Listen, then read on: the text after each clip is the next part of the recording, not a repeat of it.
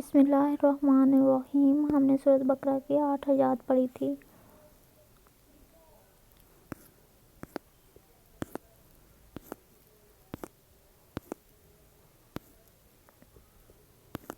آگے ہے آیت نمبر 9۔ یخادعون، وہ دھوکہ دیتے ہیں، یخادعون اللہ، اللہ تعالیٰ کو، وہ دھوکہ دیتے ہیں اللہ تعالیٰ کو، والذین، اور ان لوگوں کو، آمنوا، جو ایمان والے ہیں۔ اس میں اللہ تعالیٰ کیا کہہ رہے ہیں کہ منافقین سوچتے ہیں کہ وہ دھوکہ دے رہے ہیں اللہ تعالیٰ کو اور ایمان والوں کو، اور ماں نہیں، یخدعون، حالانکہ وہ دھوکہ نہیں دیتے، الا، سوائے، انفسہم، اپنے آپ کے، کہ وہ دھوکہ نہیں دے سکتے سوائے اپنے آپ کے، اور ماں نہیں، یشعرون، اور وہ اس بات کا شعور نہیں رکھتے۔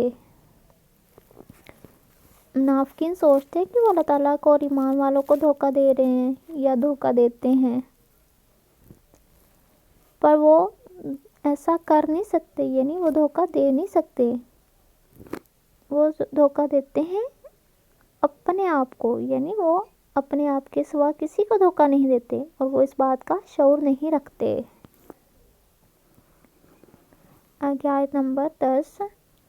فی میں قلوبہم، ان کے دل میں، ہم، ان کے، قلوبی، دل، ان کے دل میں، مرض، مرض، ان کے دل میں مرض ہے، پس، واپس، زادہم، زیادہ کر دیا، ہم، ان کے، ہم اللہ، اللہ نے، پس زیادہ کر دیا اللہ نے، مرضاً، ان کے مرض کو، ان کے دل میں مرض ہے، پس زیادہ کر دیا اللہ تعالیٰ نے ان کے مرض کو، اور لہم، ان کے لیے، عذاب، عذاب ہے، علیم، دردناک، اور ان کے لیے دردناک عذاب ہے، بما، کیونکہ، کانوا، تھے، یکسبون، وہ جھوٹ بولتے تھے، ان کے دل میں مرض ہے، پس زیادہ کر دیا اللہ نے ان کے مرض کو، اور ان کے لیے دردناک عذاب ہے۔